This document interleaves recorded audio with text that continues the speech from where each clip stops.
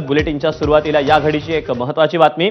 सरपंच देशमुख हत्या प्रकरणात स्कॉर्पिओतले पुरावे महत्त्वाचे ठरणार आहेत। काळ्या रंगाच्या स्कॉर्पिओत 19 पुरावे आढळलेत। काळ्या स्कॉर्पिओतील बोटांचे ठसे आरोपींना शिक्षेपर्यंत देणार आहेत। MH44Z 9333 स्कॉर्पिओवर 99 एकूण पुरावे आढळले तर ठसे आढळलेत अशी माहिती मिळते। स्कॉर्पिओवरील ठसे सुधीर सांगळे या आरोपीशी जुळाल्याची माहिती मिळते। फिंगरप्रिंट ब्युरोच्या बोटांचा ठशांबाबतचा अहवाल आता समोर येतोय।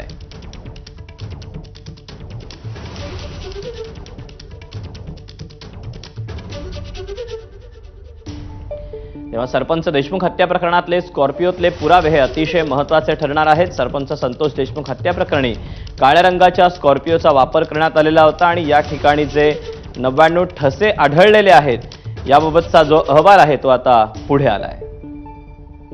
अपडेट जाणून घेऊयात, कृष्णा किंडे आपल्यासोबत आहे। कृष्णा, हा अहवाल नेमकं काय सांगतोय? ज्या काळ्या स्कॉर्पिओ मधून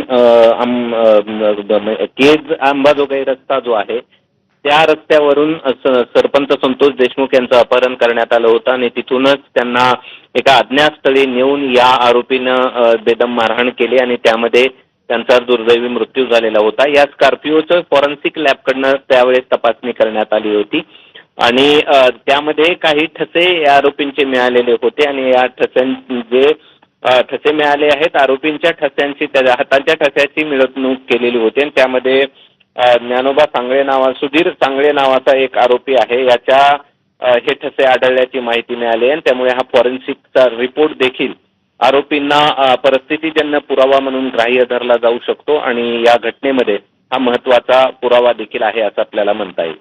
दीपक। कृष्णा, धन्यवाद दिलेल्या सविस्तर माहितीबद्दल। तेव्हा फिंगरप्रिंट ब्युरोचा बोटांच्या ठशांबाबतचा अहवाल आता समोर आलेला आहे, त्यामुळे या सगळ्याबाबत आणखी पुढे तपास कुठल्या दिशेने पुढे सरकतोय ते पाहणं महत्त्वाचं असेल।